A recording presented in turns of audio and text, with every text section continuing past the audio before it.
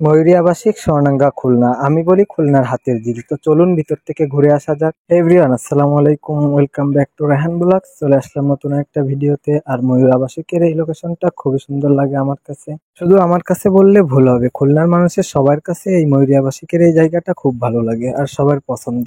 এই জায়গাটা পার্কের মতো করে করা। বসার জায়গা রয়েছে, বসার জায়গার উপরে রয়েছে ছাতা, ভিতরে রয়েছে দোলনা, ঘূর্ণিসহ আরো অনেক রাইড।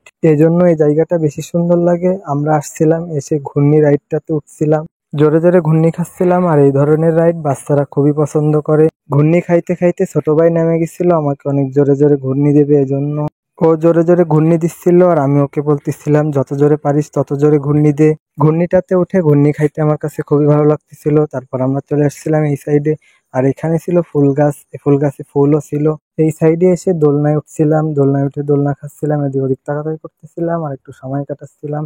তো ছোট ভাই আমার ভিডিও করতেছিল।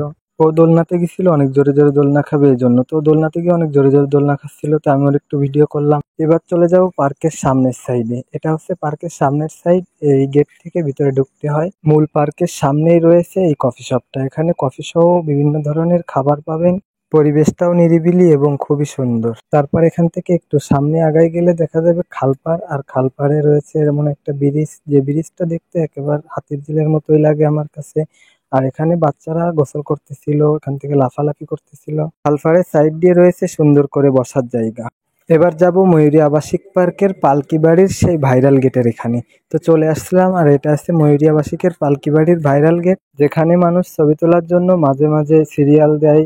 তো এই জায়গাটাও খুব সুন্দর। তো এখানে আসছিলাম, এসে ঘোরাঘুরি করতেছিলাম। ভিতরের পরিবেশটা খুব সুন্দর, ভিতরের রাস্তাগুলোও খুব সুন্দর, ড্রাইভিং করার জন্য খুব ভালো এই রাস্তাগুলো। বিকাল হলে দেখা যায় যে এখানে ড্রাইভিং শিখতেও ঘোরার জন্য প্রচুর পরিমাণে লোক আসে। সোনারগাঁ ময়ূরী আবাসিক পার্কের এরিয়াটা অনেক বড়। পার্কের সামনে আসলে দেখা যায় যে ছেলেরা সাইকেল নিয়ে স্ট্যান্ড করতেছে ও বাইক স্ট্যান্ডও করে।